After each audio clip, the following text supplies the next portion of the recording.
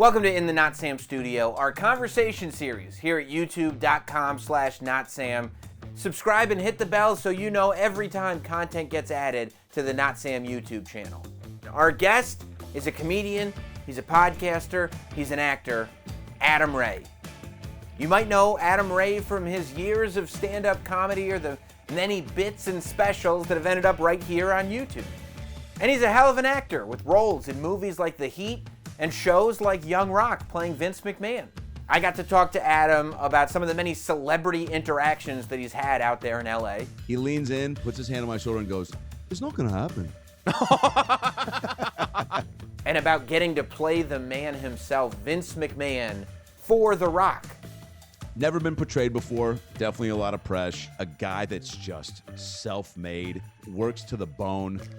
Adam Ray is living a hell of a life, and he's a lot of fun to talk to. And that's why today, he's in the Notsam Studio.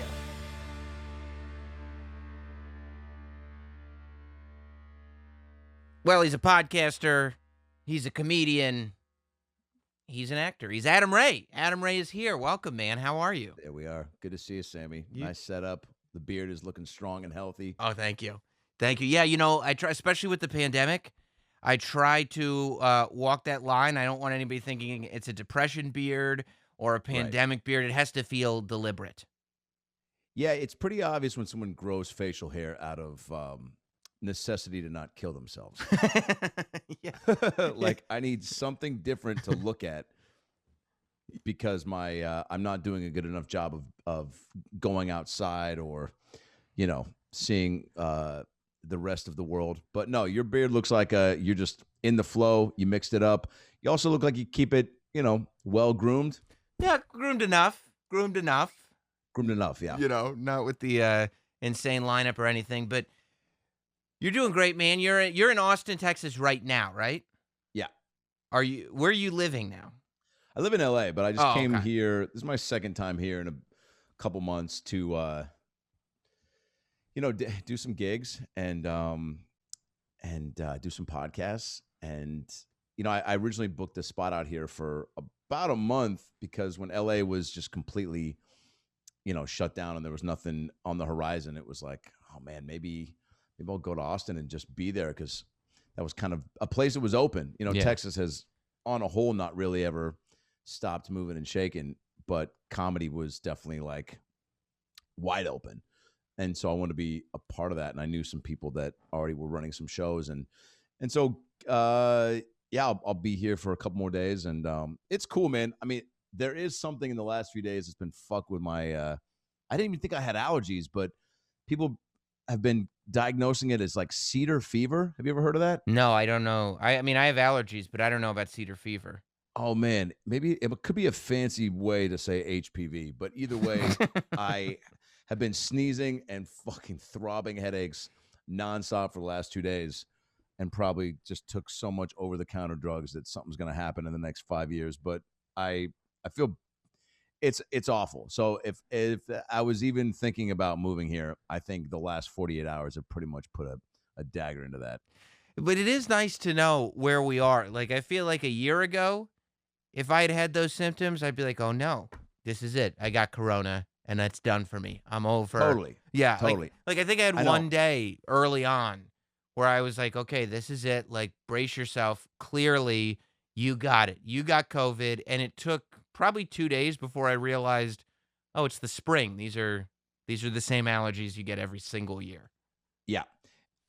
You're right. See, even that cough felt a little COVID-y, but doesn't sound good. Vaxxed up. Who knows? I when I talk about the vax on stage, there's because you got to. It's topical.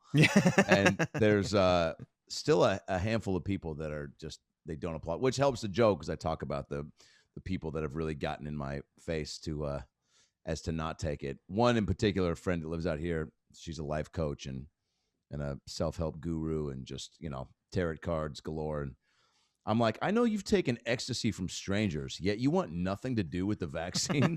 Like, pick a lane. But that's all life is: picking a lane, trusting it works out, and fucking deal with the ramifications later. Yeah, but it is weird to me. Like, the people who are not only do they not want the vaccine for themselves, but like they're mad at you for getting it. Like it's Yeah. and you're going like I'm not going to get the vaccine because you're not going to mess with my personal freedoms, and screw you for getting yours. And you're like, wait, I thought I had personal freedoms. What do you mean? Yeah. Isn't it my choice? Yeah. Yeah. I don't know. It's, it's the same way that I want to believe in Bigfoot, but don't think he's out there because I feel like we would have found him. I want to believe that Bill Gates isn't installing a chip in our head. And that's just it's a choice. Have I done the research? No. Right. But do I care to? Also no. Right. I don't know. I just feel like I'm a pretty good judge of character. Right. The same way that like I'm not going to let just anybody pet my dog Pickles, right? Yes. I feel like it's almost like on Facebook, when Facebook first like hit and I would see certain like links that were posted about any sort of current events. I had a buddy who would post links, to like butt chugging videos, but then the next day he'd post a video that was like, California's got a water shortage problem that no one's talking about. Yeah. And I'm like, dude, I saw you puke in a car you were driving like 6 days ago. I don't even know why I'm double clicking on most of your shit, but the stuff that matters, I know now not to because of the stuff you've posted prior to this. Yeah. Consistency, I guess, is what I'm saying. Who you voting for, Sam? No, that makes sense. And there are people where you go like, I know that I don't know everything. Yeah. But I also know what you know. Yep. And how can you possibly think that you know everything? You don't. Right. Yeah. Yeah, it is it's a wild time. It is. It's wild. That's the way. It's wild. By the way, the amount of times most of America has said that during, especially, and I was talking about this the other night, I go, I had maybe 10 people tops reach out to me to be like, you all right? And so I was like, this truly shined a light on who's in your life, who matters, who you're dead to, right? Who's dead to you. But the amount of conversations that have just slowly buttoned with like, anyway, man, crazy times we're living in. We'll see if we get back to some sort of normalcy anytime soon. Like everyone's just like, yeah, fuck, I don't know what to talk about. It's COVID. And then if it's not COVID, it's the vaccine. If it's not the vaccine, like, you almost felt guilty talking about like, sports or things that are, make you feel like we're getting back to normal. Cause you're like, oh, am I like jumping the boat? Is that the saying? Jumping the boat? I don't think jumping the boat. Shark. Jumping the shark? I don't. Well, why is it jumping the shark? Well, jumping the shark is like when a TV show isn't good anymore. I think it's. Maybe you're putting the cart before the horse? That one makes sense because it's like you're loading up a cart before you've even secured somebody to drag it. Yeah, I guess, because how's the horse going to drag it from behind? So I guess it'd be like packing up the minivan before you even found a spouse without a DUI. That's it. Yeah, that's it. That's what we're looking for. We got it. Yeah. We're good. Yeah, nailed it. Good to see you, Sam. Yeah, you too. You too. Hope everything's good. Hope you're doing well. So, did you slow down at all, or did you kind of pretty quickly? You did. Yeah. Great question. Thank you. I think I'm not good at slowing down. Yeah. And I know you're the same way. You just like, I just want to make the most of all the time I got while I'm here. And I just, I have to go home to Seattle to be around my family to truly slow it down or smoke all the weed. And right. That's becoming more and more like a tough thing to recover from. My family, not the weed, no. And so when I go to Seattle, I can focus on them, my nieces, my nephew, my brother-in-law, my mom and stepdad, their new pup. It's nice to like and my mom's like, you gotta like come up and just take it easy and sleep when you're up here one time. I'm like, no, because I'm only up here during COVID, it was nice to go up there for almost like a month at one time just to really be up there. And I love Seattle, and I've always wanted to go up there for an extended period of time just to be there. And, I think everyone definitely looked at their lives and the people in their lives and family especially with a bigger microscope as far as like, oh, man, my parents are in their 70s. They're still like moving and shaking, but like I got to take advantage of this true shutdown. But it was tough because it was met with this, I still like the challenge now of creating. It's not like social media was gone, there was definitely a more of a focus with that. And like, I can still write. The Zoom shows popped up pretty quicker, quicker than normal. And I definitely participated in a handful of those early on because I needed something. I need to flex the muscle in some fashion. And I know some people were hating on them. And yeah, it's not at all like live comedy. But for me, I needed something. I needed to like perform at some, in some regard. And so that was that. But yeah, going up to Seattle was a good thing to slow it down and then go to Arizona where my girl's family's at. But it was tough too, because then you're like, all right, just shut it down. Take advantage of this time where there's, not a lot of pressure. But then, for better and for worse, when you see people really finding ways, Andrew Scholes, for example, right? Yeah. To cut through what's happening and use it for good, then you're like, oh yeah, it's truly on you to create your own opportunities, as it always is, but even more so now. And so then I was just kind of in this back and forth of like, shut it down, don't completely turn off your creative button, but know that you're going to get back to it when things resume, and you're going to wish you had taken advantage of this time. So I think I did that a good amount. And now it's kind of feeling like I'm getting back into the swing of things on the road here for the next couple months, nonstop, which is exciting, but I'm already like hearkening back for like, God, I wish I could just get high and eat applesauce off the carpet like I did at my mom's house and fucking play Cards Against Humanity and listen to her, wrongfully pronounce the word bukkake. If I could only be a fly on the wall. Yeah, that's the that's the thing that I feel like you'll be happy. A lot of comics will probably be really psyched to get back on the road, but I have to imagine that real quick, it's going to be like, oh, that's right. This is a huge pain in the ass. Yeah, it's the show's rule, and right. If you're able to, go to some cool places where people are coming out, that's awesome.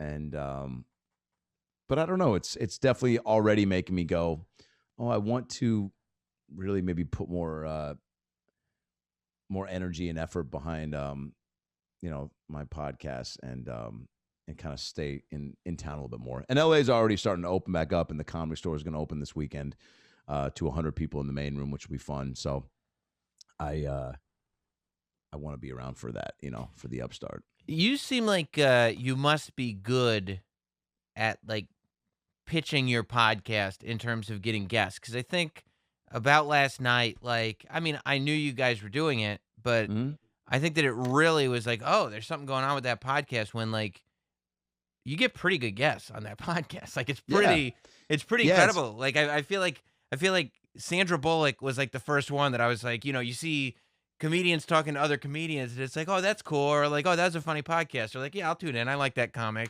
And then you were like, Sandra Bullock's on the podcast this week, and I was like, what, from Speed? What? Yeah. From almost Speed 2? Yeah, and I feel like, like going through the guests that you've had on the podcast, it's you do pretty well. Like, are you just good at when you meet people kind of presenting it, or?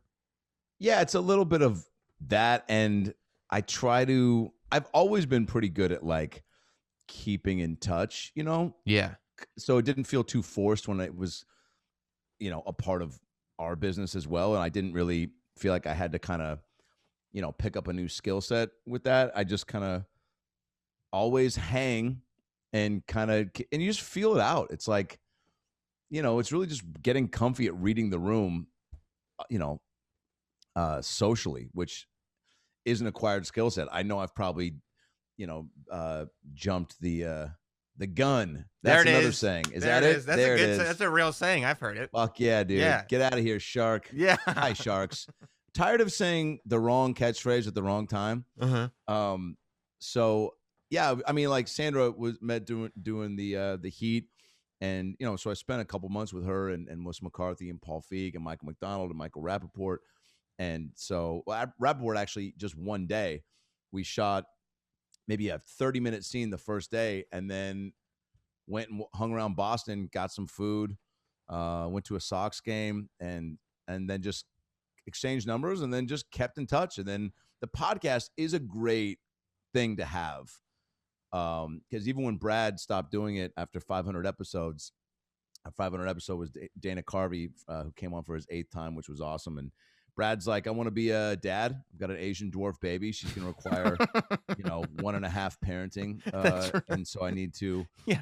I want to be around for that. And I was like, dude, we've done it for almost 8 years. You did 500 eps. I get it.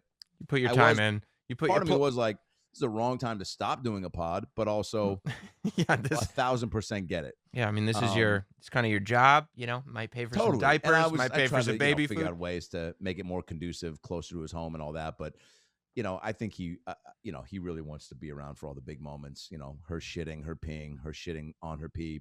Yeah, it all happens. It all happens. You can't miss it. I get that. So, and he's crushing it. But yeah, so, even like when I had to do this, I just try to keep it in the back of my mind. But again, having enough rapport with somebody, like when Brad was doing it, I did this thing for Extra when I did CW's one season of Mad TV. Yep, exactly. We'll take that silence as a you didn't even know it was on. No, Thanks, yeah, CW. big fan. Yeah, sure, it was great. Yeah, you were awesome on that thing, man. Love that sketch where you played that guy with that shirt. Yeah, hilarious. Yeah. And so I was this thing where it was me, Nick Vial, who was a bachelor at the time, and Jason Derulo, right? And we did a like what women want. My girl Carissa Thompson, who worked for Extra at the time, was hosting it, and now she's become a pal. And you also forget, and now I've gotten extra privy to, everybody loves comedy. And a lot of people love stand-up comedy, and a lot of people don't have a direct connection to it.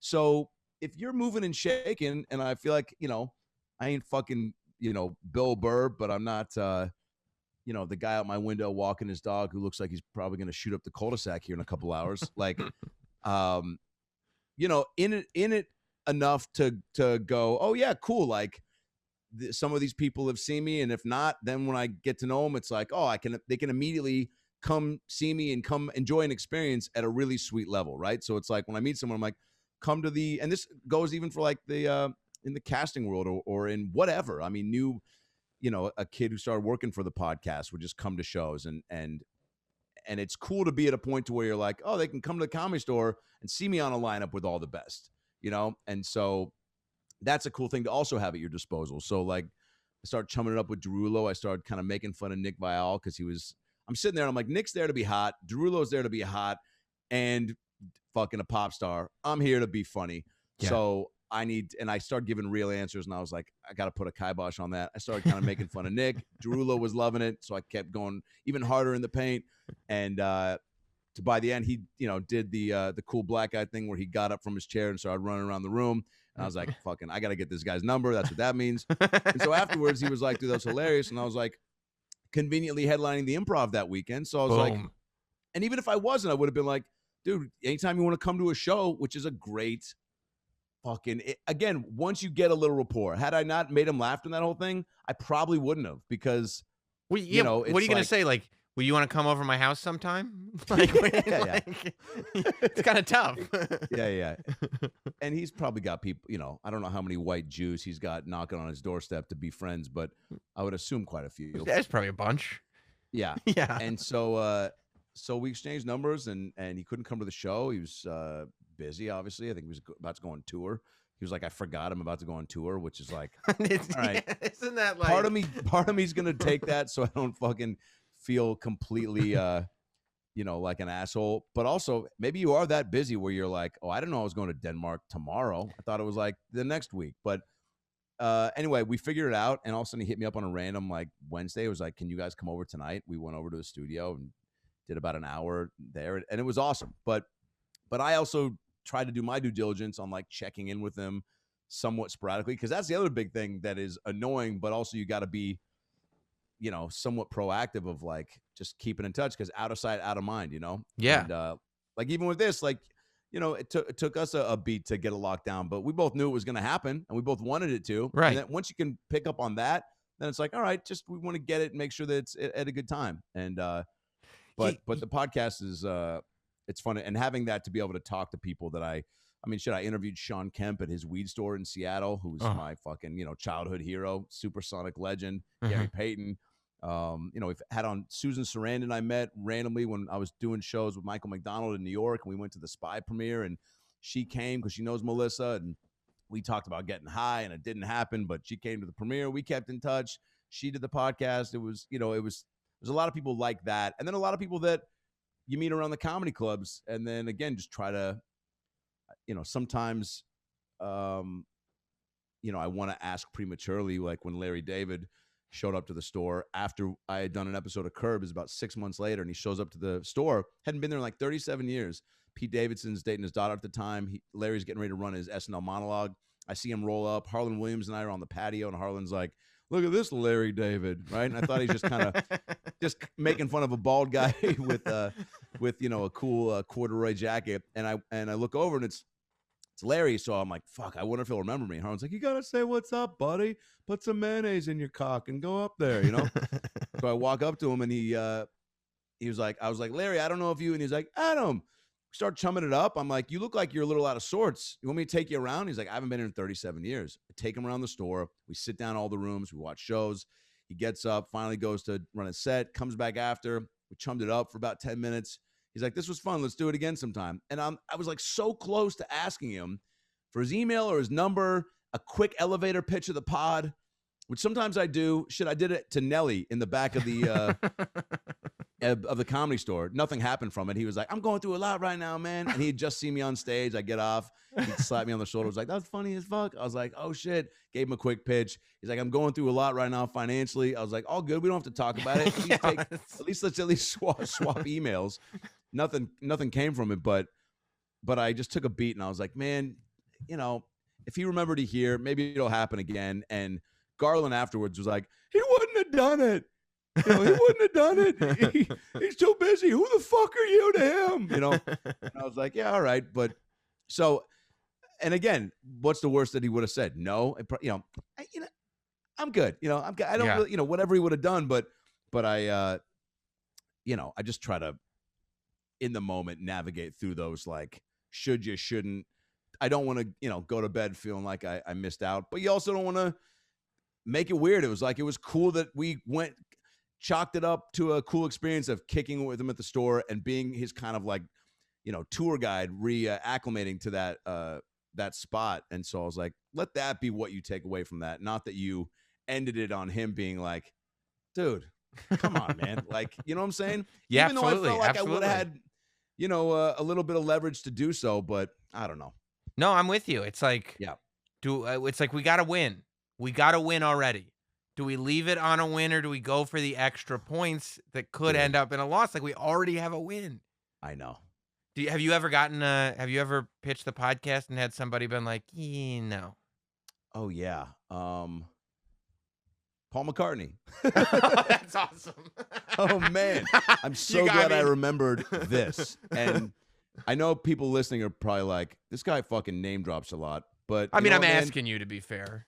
You're asking me, and also these are real stories, and now I'm giving you one where it blew up in my face. So how about that? Yeah, and the fact that, like, by the way, like, already, the fact that that's the name you come up with, like, just that there is a story in which you spoke to Paul McCartney and you were like, let me see if this dude wants to do my podcast. Oh, yeah. Like, it's worth, I mean, you know. And also, for sure. And all these experiences, it's like, for me, it's not like right out of the gate I was super comfy in doing this. Again, it took time and podcasts and stand-up and years of being in the business. You know, graduated in 2005, so I'm like, what, coming up on 15 years of being truly just in the thick of it with no game plan, right? Which is what all this is for all of us. So for sure took time to get comfy to even be in a room with these people and feel like you can be yourself without fanning out or getting in your head thinking like being around Derulo, I was just like, oh, just make him laugh. Like, don't think about trying to get him to do the pod. Just do what you're supposed to do here for this show. fuck, man, the amount of times I've not done that and fucked up probably outweighs the good times. So Yeah. again, for the people watching being like, fucking Susan Sarandon, yeah, man, she changed her number. She doesn't respond anymore. So it's not all hand jobs and fairy tales. So anyway, Paul McCartney's at the Improv. I get off stage. He had been in town for like a week. It's a comedy juice show on a Wednesday. There's probably 40 people in the crowd, 10 p.m. It's usually packed, but every now and then, just a light, comedy is, there's months where it just takes a little bit of a dip, in LA, especially Laker playoffs time, like that's a for sure dip. So he's in the back, and I'm about to go up. My buddy goes, "Hey, no pressure, but Paul McCartney's here." I'm like, "Hey, man, that's all the pressure."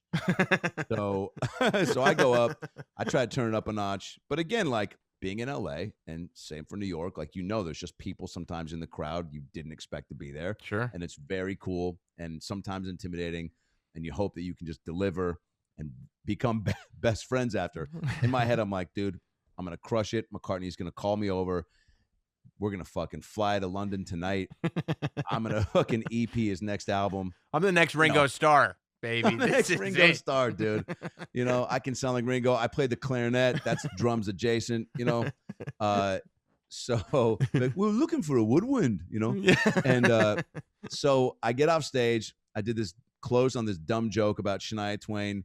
And that don't impress me much, and how everything in the song takes these small things and blows them up into the big obstacles, making it tough for dudes. Like, I think I started off jokingly having her be like, "So you got 12 dicks? That don't impress me much." I was like, well, I guess we were raised in different parts of the country, Twain, because 12 dicks is pretty impressive for I don't care how you slice it. And then, in the song, "So you have a car? That don't impress me much." Right. I'm like, bitch, that took me a long time to pay off, all this stuff. And so I get off. McCartney's in the back booth right next to the door exiting the Improv. I'm like, I'm going to walk right by him so he can see me, wave me over. We'll be best friends. I walk by. Adam. I turn all around. He goes, come here. I walk over. He goes, "That don't impress him." He goes, "Very funny, very funny." He goes, sit down. I go, "What?" He goes, "Sit down, let's have a drink." I go, "Yeah." Sit down in the booth right next to him. He goes, "Very funny, very funny. How long have you been doing stand-up?" I'm like, "Oh, man, at this time, I think it was maybe 8, 9, 10 years. I'm like, it's getting going, man. Just trying to, nothing like the work you've put in, 10,000 hours. I'm just trying to get it going." He's like, "It's very funny." He's like, "I couldn't do that." I was like, "I know. I think that's what makes me better than you, right? Is that what we're kind of getting at right now?" And he kind of laughs. He's like, "What do you want to drink?" And I'm like, "Dude, I will drink anything. I will do anything to you. Like, whatever you say, I'm going to yes and in this moment. You're driving the ship, dude." And he's like, "Let's get margaritas." I'm like, "Fucking yes, dude. Obviously." Like, again, you could have been like, "Let's go get some midget piss from the fucking back bar." I would have been like, "I don't know. They serve that here. Brad is here tonight." So we get margaritas. We cheers. He goes, "What are we cheersing to?" I go, "To being best friends forever." He goes, "What else?" "What else you got?" So we cheers. I go, he goes, "To following your dreams and making good times." And I'm like, dude, wow. Awesome. Yeah. I'm getting choked up. The fact that he said something that was, and then we did it, and I was just like, dude, threw a little best friends in there at the end. And you and jumped in. Also best friends. yeah. Also, never gonna sleep, never gonna die. And so we cheers. And now I'm watching the show with him, just like super nervous. I'm like, don't get hard, don't fart, Yeah. don't do anything that's gonna throw this hang off course. And I'm laughing way too hard because I'm not listening. Right. You should be. He keeps looking over to do what you do at a comedy show. If you're with someone, you gauge their sensibilities to see if you guys are on the same page. Something happens, he would look at me and go, "Huh?" And I wasn't listening, so I just go, "Yeah, man." It's like, all the people perform it. You've heard all these bits before. Like, it's yeah. Yeah. No idea what's happening. And so then I get up and I'm like, I can't overstay my welcome. I got to get out of here. So I get up to leave. I'm Which like, is a "Oh, strong man." move, by the way. I feel like I would sit there and be like, I am making a dent in this cushion as long as he'll have me. And look, I probably regret doing that, but it was like, I got a margarita and like a 15-minute booth hang with. And I was like, what are you trying to get?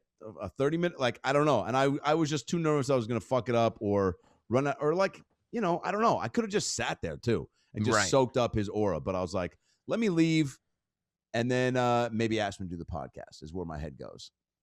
So I get up. I'm like, all right, dude. I go, peace, man. And like my throat kind of closed up. By the way, I've never said peace, man. You but really like, say Pete? I just, and like my throat kind of closed because I didn't know what I was going to do. And I threw up 2 fingers and he was like, all right, see you, you know.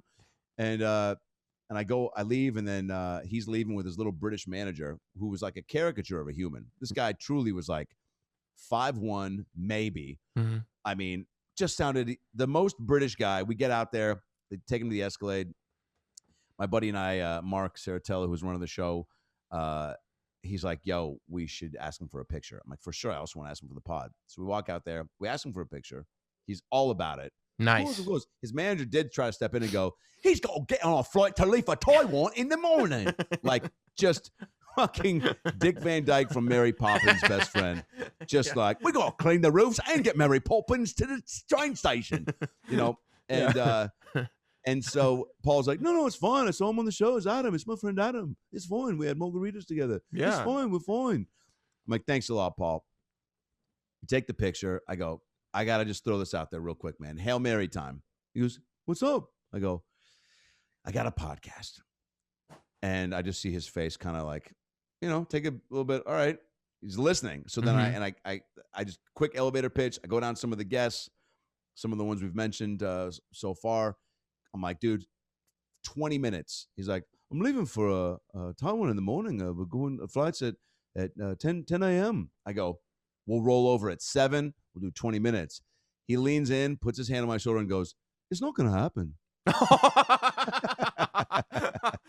And then he just smiles real big and he goes, wonderful show, though. He goes, you're very funny. Keep it up. All right, cheers.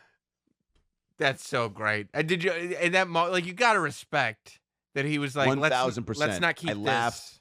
I go, dude. And I was like, dude, all good. I go, sorry for even asking. And he's just like, you have to. Yeah, it's all good. We just can't. It's too much, you know. And also, you know, he saw me on stage. He doesn't know who the fuck I am. I mean, I think he did, you know, Jason Sudeikis and Will Arnett and what's his face? He did their podcast. And it's like, yeah, man, if he's gonna take time out, he's gonna do the guys that he knows that are the big dogs. But that was still a gut punch. I don't care how you slice it. You're still putting yourself out there. Asking this guy that is, you know, but also, again, what's the worst he was going to say? That? Right. Even if he had said, fuck off, you dirty Jew, I would have been like, all right, well, now I have a story. Yeah, you got it, Sir Paul. Yeah, that's what I was thinking, too. I mean, same thing with Larry David, ultimately. Like, if Larry David had turned you down in a very rude way, it's Larry David. Like, you know what I mean? It would still have been at least a hilarious story, but totally. Who knows? Maybe at this point. So, like, when you do a show like Curb Your Enthusiasm, like, like it's not just like, this is a legendary comedy show.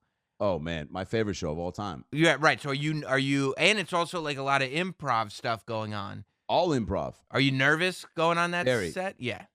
So I feel pretty comfy with improv, but when it's this show and the stakes are higher and you want the job so bad, I'm fucking nervous. And they give you like a little bit of a beat sheet, like, you know, I played an Uber driver and it was like, Larry's going to ask you what his rating is. You tell him he's 1 star. That's it. So I'm going in there. First of all, just very outer body experience. Larry's behind me. And how much time, by the way, how much time do you have from the time you get the beat sheet to the time you're actually shooting? Oh, well, no. So I auditioned first. Oh, this is the audition. This is audition. Okay. Probably, I don't know, 15 minutes. That's not a lot of time. Look at it. It's not to come up with some potential. And also, it's like, I'm thinking of ideas and jokes, but then it's like, dude, don't pre-plan too much. Just be free. Trust that you know what you're doing and just be in the moment. They say, too, they're like, don't try to be funny, which is like, okay, you need to be funny, though. So you're like, I don't. But for me, I'm like, I love the show. It's my favorite show. I want to get it to a point to where it builds a fight, a classic Larry Curb fight. And I'm like, I'm going to throw out info to try to keep the combo moving. But don't be making clear like comic jokes that just sound like one-liners for the sake. If it's not in context, is basically what they meant by don't try to be funny. That makes sense. And so we're chatting and something happened, and then I made one comment that he jumped on, and I kind of was waiting to feel when he jumped on something when I could kind of, you know, throw it back, and then he would kind of, you know, refuse it, and then it was a thing where we just kind of built it, and he broke a couple times, which was like surreal because I was just so dialed in, and I could feel it too. It was just an ideal audition. And I've had thousands, man, and so many not go great. Yeah. So many that you just commit and you go, this is my take on it. Fuck, man. It's a numbers game, and I was not what they were looking for, or I didn't bring the best of me to even give them a chance to try to see that. But sometimes it just fucking, you feel awesome, man. And I walked out of there being like, man, I at least got to get a call back from this. And guess what? I felt that other times, and nothing happens. You don't fucking know. It's a true crapshoot, man. There's so many cooks in the kitchen trying to make these calls. They could have been like, yeah, that was funny, but we want a blonde guy. Or, yeah, his voice was a little too, I don't know, it was too deep, and yours is a little higher. Like, who knows what they're finding to get in the way of selecting you for it. But I got it, and the tape day was cool. Didn't make them break like I did in the audition, but we did it about 8 times. Wow. It was also the very end of the day. I was the last shot, so I waited around for like 12 hours, and then we shot. I was like, if I'm tired, I can't imagine what he's like. But we got it. Remember, the last 2 takes were pretty fun, and we had some really good fights. Some things that didn't make it in where it was like, he's like, what's my rating? I'm like, it says here you're a 1 star, buddy. And he's like, what? 1? I'm like, that's what Uber says. Uber doesn't lie. I was like, that's the one thing about Uber, man. They're always honest, and they can tell too. And I go, and I got to be honest, man, you got in with a lot of 1 energy. He's like, what does that even mean? I go, you just came in, you just started, I was waiting for you to put your feet up on the back of the seat. Like, you were real aggressive about what do I have for snacks? He's like, it's a fucking Uber. I was like, I don't know, man. You came in, you're looking like you were, you were going to ask me to stop and pick up some friends. Like, you could probably do some sucking and fucking in the back of other cars. Like, if you got more space. He's like, there's no sucking. There's no fucking. He said, once he said that, I was like, oh, dude, please let this get in. Because that made me laugh so hard hearing Larry go, there's no sucking. There's no fucking. And I was like, oh, please let that get in. And it didn't. So it was like a minute scene. And I've had friends that have taped shit and gotten it cut for Curb. So yeah, was I like bummed that there wasn't more, jokes in there for sure. But just to be on it, Yeah, cool. Absolutely. And the fact that you at least have that a scene exists where Larry David was saying the sucking and the fucking, I hope so. I hope he took it with him. I hope on this next season you see it. He just looks in the camera and goes, bing. Yeah. Yeah. I don't know it was for me. I think he should. So, speaking of podcasts, I saw that you started another podcast. Yeah.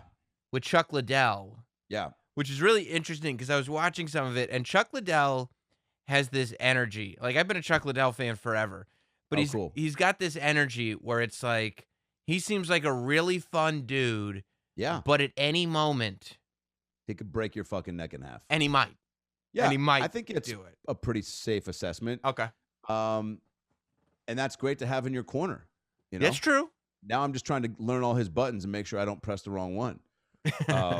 He's cool, man. We met very oddly, a kid who helps book a show in New York, knew Chuck, knew he wanted to kind of get going in that area. I was doing this show called Fourth and Forever with Mark Sanchez. It was like a comedy football show and for Showtime Sports, and which was awesome. And I thought going to be a really, a long endeavor, but Showtime Sports was just like, too much comedy. Let's do more X's and O's like every other sports show. So that was a bummer, but whatever, you adjust. And Mark's still doing it and great.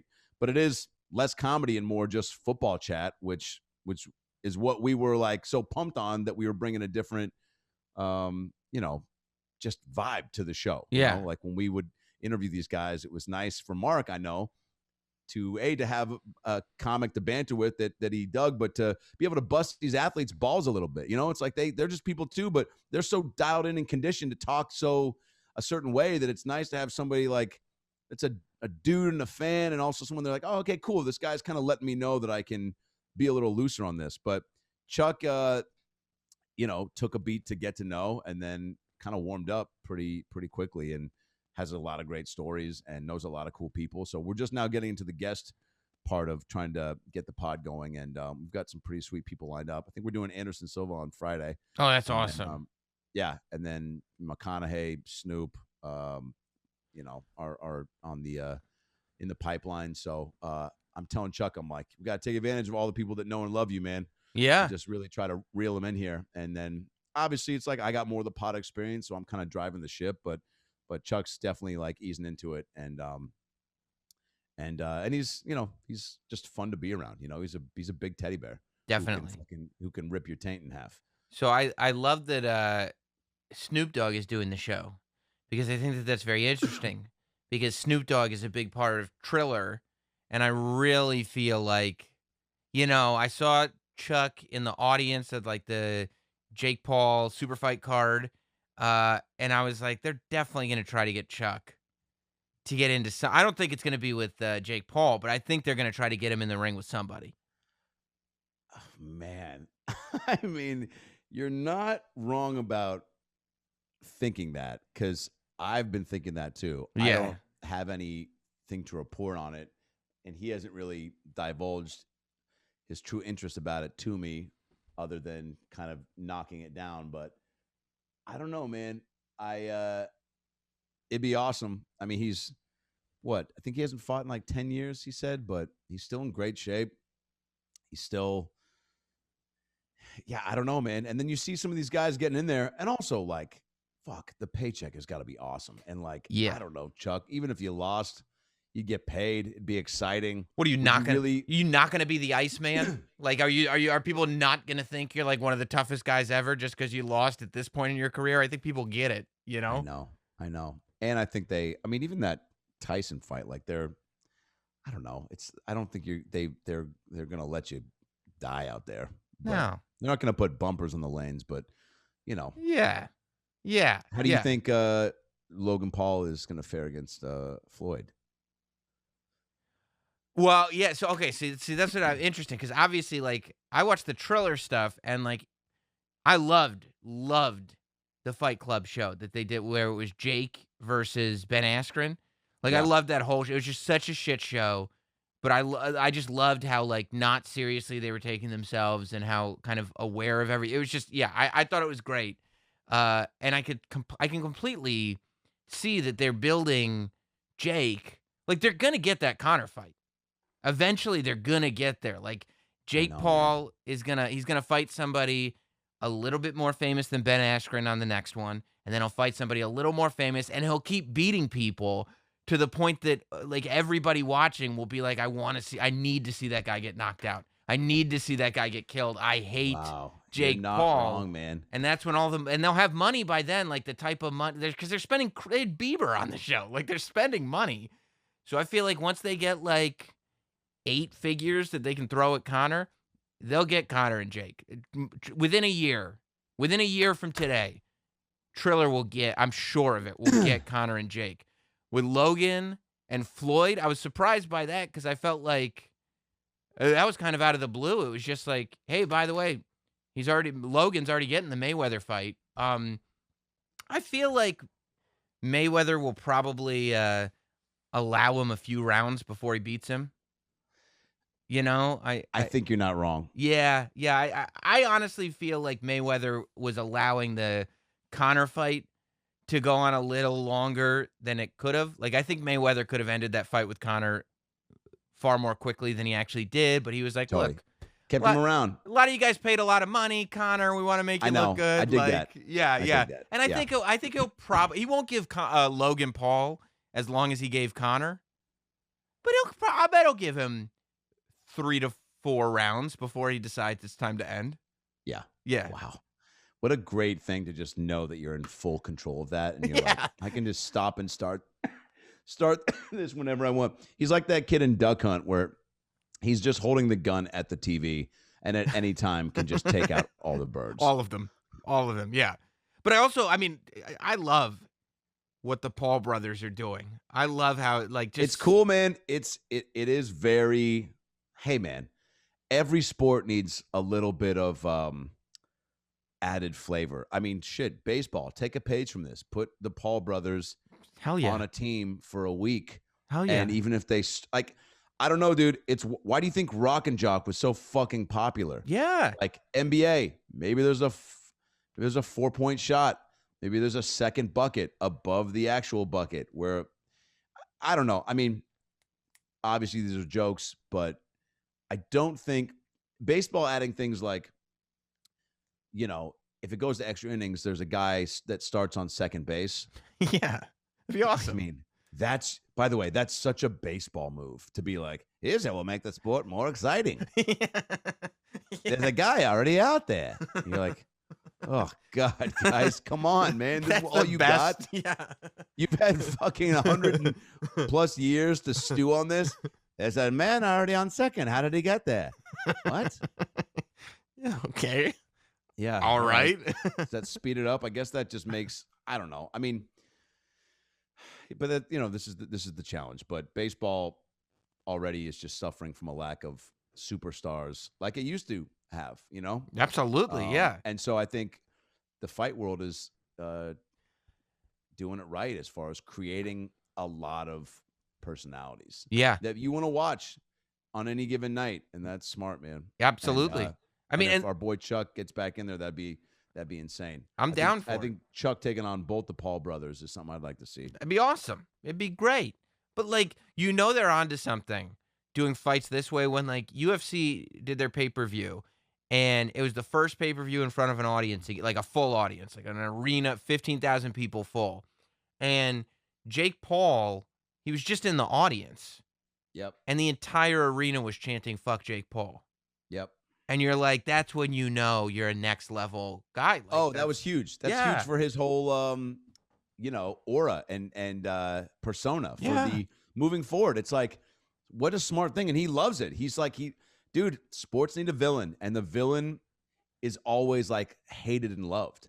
Yes. LeBron became the villain, but it was must-see TV, dude. Yeah. When he went to Miami, you could not, you wanted to see how it worked out. And if it did, you hated it. And if it didn't, you loved it. And that's kind of what Jake Paul's doing. Alex Rodriguez, right? That was the last villain that baseball had. Right? Yeah. And now a villain in the relationship world. Right. He because fucked over our girl J-Lo. He did. He did her wrong. A-Rod. He did her wrong. I will say this too.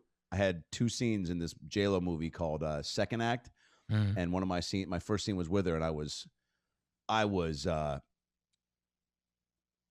jet lagged, flew from LA to New York, didn't sleep on the 6-hour flight, which was the move. I was like, I'll get 6 and I'll be good because I hadn't slept the night before. I land at 8:30. I'm on set at 10 and shooting by 11. And I'm fucking a zombie, dude. And luckily this first scene, I had maybe 4 lines with her.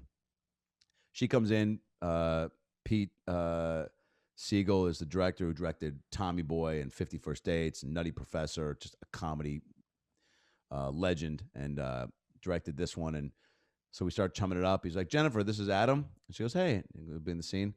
And she goes, how do you and Pete know each other? And I go, we used to fuck. And I just said it without even thinking, dude. Because you had no sleep. Again, no sleep, no filter, no problem. Oh, man. I was and Pete just goes and looks at me what the fuck?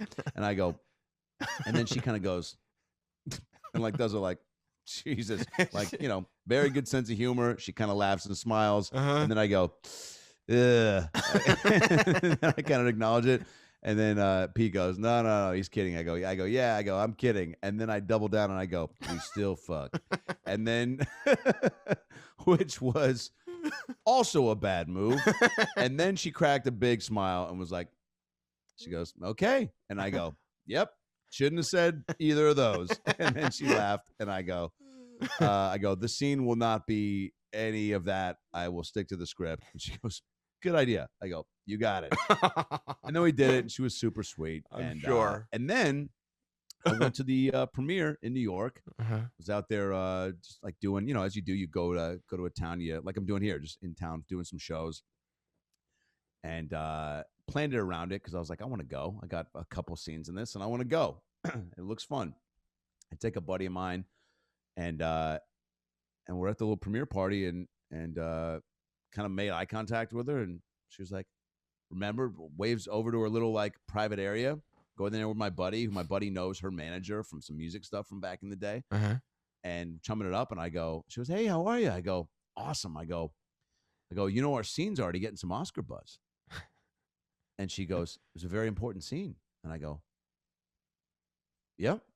Like, just now I'm trying to be like, well, I'm clearly joking. So then she's like, it was a very important scene. I go, yeah. I go, those 2 lines I had and the 2 that they cut out. I go, a lot of people are already petitioning online for them in the extended cut to put my other 2 lines back in because they said that your stuff doesn't make sense without my other 2 lines. And she goes, we needed that scene. And I go, this joke's not hitting, is it? And she was just like, she's like, no, it was great. It was a great scene. It was very fun. We needed it. It was great. And, you know, we need everything. Just so sweet. Right. Just and then even though she was like, we said a few more things, and this then, person again, might be brain dead. What's that now? Like she's looking at you going, I don't know what this person is saying. He might be brain dead, but I'm just gonna be nice to him. I'm just gonna keep. Yeah. She just our sensibilities were way off. And then I walked out, and A-Rod's right there, and I go, Alex, I go, big fan. I go, you might recognize me from the film. I had 4 lines, and he was like, congrats, dude. I go, thank you. I go, I was in Seattle when you were there, dude. What was that like? And he was like, it was a time. And I went, oh, like, fuck, man. I don't know. Couldn't you just lie to me? It's like when I was at the Grove once in LA, I thought I saw Phil Collins. Yeah. And I'd go, Phil, I'm so sorry I never do this. You're a fucking god to me. And he goes, my name's Alan. And I was like, well, now we're both upset. You couldn't have fucking just pretended for a couple minutes, sang a line of Susu Studio, and just made my fucking week. So same thing with A-Rod. I'm like, just lie and be like, Seattle's the shit, dude. Like, dude, we were close, man. 01 was, I thought, or 2000. That was crazy. But man, did you guys do well when I left, man? And then I could have been like, you did pretty well too. You know, like, no, he wanted that time. He wanted it to be over. That was That's a time is such a. It's a conversation like, ender. I am blocking that out of my. Like, that's what I would expect Paul McCartney to say if I go, Paul, remember our margarita? That was a time, right? You know? Exactly. I'd be like, fair. So look. Anyway, while I got you, I really want to talk to you about this. Sports entertainment, getting the Vince McMahon role on Young Rock. First of all, first person I thought of when I was like, first I was like, oh, that's amazing. And then I was like, you know what? I believe, because I know that you know Freddie Prinze Jr. Yeah, love him. That's like Freddie's dream role is to play Vince. And I go, he was very sweet, very supportive, very Adam jealous. got it. Very jealous, right? Yeah. Yeah. He I was talking to him about the amount of roids I might take if we get a season 2. Yeah. Yeah, man. It was so it's just a couple episodes in this first season because the show, which is, fantastic, really takes you through 3 different time periods of Dwayne's life, 10, 15, and 19, up through college. So Vince is just kind of peppered in. You don't get to fully see yet how integral he is to Dwayne and Rocky Johnson, Dwayne's dad's life, which is hugely instrumental. And even some of the stories that Dwayne's told me about,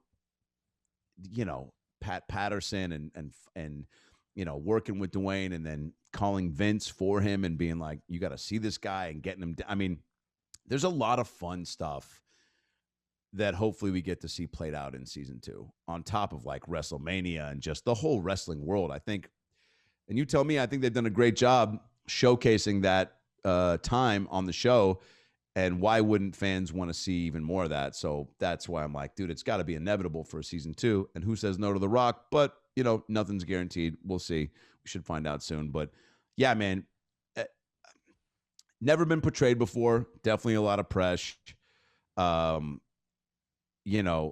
guy that's just self-made, fucking, works to the bone,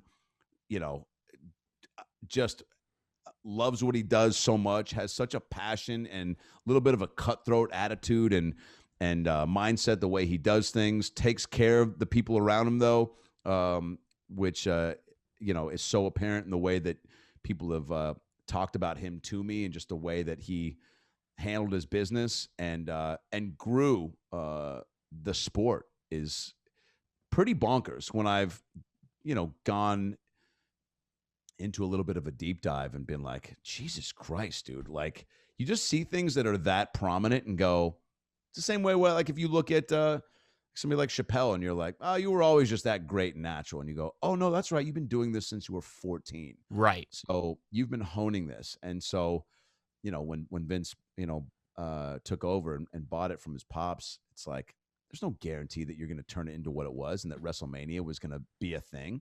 Like, that's all from his noggin, man. So I hope I get to chew on it more and really flex the acting chops, man. I mean, it's what I came here to do, and it's like, it'd be a really cool part that and look, there's stuff from his life and that world that probably wouldn't be able to make it to air on NBC, but enough to where you're like, oh man, it'd be a cool, like, dramatic part to get to flex. And again, yeah, like, dude, the the amount of creatine and chicken bones and fucking, I don't know, man, taint cigars I'm gonna have to smoke, like anything that's gonna put more juice into my system. Or maybe I'll just ask Dwayne and be like, can I have your trainer for like a week? Yeah. Did you get bigger for it, or did you like Yeah, start? I got with a guy. I mean, so it's again 2 eps. I'm in a suit. Right. They were like, look, it's a lot of attitude and tone. They're like, you don't have to be fucking swolled out. He doesn't have Popeye arms yet in when we're gonna see him. Right. So I got with a trainer for about 2 months and definitely shed some weight and put on muscle. So I went down there feeling good. But yeah, man, I mean, again, going into another one, it would be guns a-blazing, But it's just it's so great too to be able to tell, like, when people are like, oh, what are you doing? Oh, I'm working on The Rock's new show. Oh, who are you playing? Vince McMahon. Like, it's literally ideal. Like, that sentence, it couldn't be better, right? Totally. And this is again why I'm just like, God, how do they not do more? Because Vince has never been portrayed too. Like, don't you want to get into that? And like, the show's doing a great job setting up the whole story, and with his fam, that aspect is really fun to watch. But like that, then when you get into that next stage and see when his career really took off too, like, you're seeing him through college being like, oh, football was the plan and it's not, panning out. So seeing how he adjusts and then how he makes good on that next stage in life, it's like, dude, come on, we got to see that. So it'd be dope, man. And hopefully I would love to be able to sit down with him at some point and pick his brain and Vince. And yeah. Whew. I mean, it'd be amazing. It'd be amazing. Like, yeah, dude, just to fucking, I don't know, feel his pecs or just, I don't know, fucking, make sure I got the voice down. And I'm hoping, because I feel like I got a natural kind of deeper, voice, the way he kind of talks, like, you're fired, just all that shit. But, just to be around him, it's like, I've never played a real person like this before. So, but just from what I know I would pick up a lot just from being around him. So like, I would get off on that, And it seems like Dwayne "The Rock" Johnson just works on a different level than everybody else. Dude. Yeah, man. The guy is like, and I'm sure pulled a chunk of that out of Vince's book. Probably. Like, look, I mean, Dwayne now acquired the XFL that Vince created. It's like energy drinks, tequila, Zoa, Terramana. Over Christmas, he was doing this whole Dwanta Claus with giving away, I think he partnered with, is it Salt and Straw, the ice cream? Yeah, I think that sounds right. Yeah. Yeah. Just a full philanthropic entrepreneurial piece of shit that's just making us all feel bad about not doing enough. Yeah. Yeah. But awesome, man. And what you see is what you get. And in our chats and voice notes, and he sent me a bunch of tequila when I got engaged, and he is a big stand-up guy. He posted a clip of my crowd work on his Instagram over the summer, and then we got into these chats about crowd work, and I didn't realize how much of that is a part of like the wrestling world, and it was a part of his shit. I think I just was aloof to it and was like, oh, it's all scripted. But he's like, man, he's like, why I love it and why I dig that's a part of what you do is that I would always try to make that a part of what I did. And he was like, that was my favorite part of being in the ring, was getting to vibe off the crowd and like have these, organic moments with everybody that were not scripted and planned. And it was like, it's how I found my character more. It's how I got more comfy in the ring. And it's cool to hear that shit, Yeah, it's actually really interesting because I think there are a lot of similarities. Like I was talking to a wrestler a few months ago about like, wrestling during Corona with no live people in the audience. Like, he's doing everything in front of like video screens of fans. And he was just talking about how this is a guy who's been wrestling for years. And he was talking about how impossible it is because you have to go out there and kind of have the match together in your head. Yes. And just once you're out there doing it, just assume it's good and assume people are enjoying it. And now that you put it like that with your conversation with The Rock, it's probably very similar to doing a comedy show full of video screens of people you can't hear. Like, I'm assuming that you're laughing. Yeah. So I guess I'm just going to keep doing what I do, but I have no idea if this is hitting or not. Yeah. Yeah. Yeah. They, he's on another level, man. Hopefully it's probably just I would assume it's going to be a scheduling thing, right? Like where they're going to want more and then it'll just be, can he do it? But they found a great way to involve him where it's just kind of bookending the show with him running for president, which, yeah, come on, man. Yeah. That's foreshadowing. I watched that show with my wife and she's like, the only reason this show exists is because he wants to run for president. It's like, whoa, just floating it out there. Yeah, she's like, her big theory is this is like, this is a clear, it's a test market research. Oh yeah. Let's see how people respond to this idea. It's not wrong, man. Yeah. Just kind of gauging the waters. And I mean, shit, man. If Caitlyn Jenner becomes governor, yeah, anything's possible. I think you're right. And that's not saying, and look, people want to go, oh, she could do whatever she wants. For sure. But also, what political experience? Yeah. I mean, look, you could say that about Arnold. There's a lot. I mean, it seems like Cali governor is like the hot ticket for people that just want to mix it up and go for it. This is what this country is predicated on, man. If you think you can do it, go for it, try. Yeah. But guess what? This country's also great because, I mean, look at American Idol, right? You think you can sing? Okay, dude, try. Mm-hmm. If you get to a point to where you're on TV and you can go for it, dude, go for it. But if you suck, we get to make fun of you. That's it. Then it's how you adjust. It's how you deal with it. How do you respond? Right. And that shit makes you stronger. I say that on stage sometimes. Like, you guys don't like some of these jokes. You don't have to laugh. It's all subjective. It's fucking, and then it's on me to decide if I want to jump off the roof of the La Quinta Inn in Sacramento tonight, but that's on me. If I do that, it's my choice. Exactly. That's what it is. That's what makes us all so great. Adam Ray, I appreciate you, man. You can. Damn, this is awesome, man. Yeah, I hope I didn't talk your ear off too much, dude. I mean, that's why we're doing this. Okay. So it was perfect. I enjoyed myself. The About Last Night podcast is out there. What's the name of the Chuck Liddell podcast? Icebreakers. Icebreakers. Yeah. We just had episode 2 drop with Dana White. Episode 3 actually came out a couple days ago, and Anderson Silva will be next week. And then, tour dates, AdamRayComedy.com. Got a couple albums out there, Read the Room, and an all crowd work album called I'll Take It From Here that are up on Spotify and all that bullshit. And Young Rock. Season 2. If you want to see me, start DMing The Rock on Instagram and say, hey, we want to see what Adam looks like with arms bigger than your cock. Yeah, that's it. That's all we want. That's all we want, fans, dude. That's all we want. Dude, you're such a good yes-ander. You're like, dude, that's what I'm watching. I thought we were going to see that.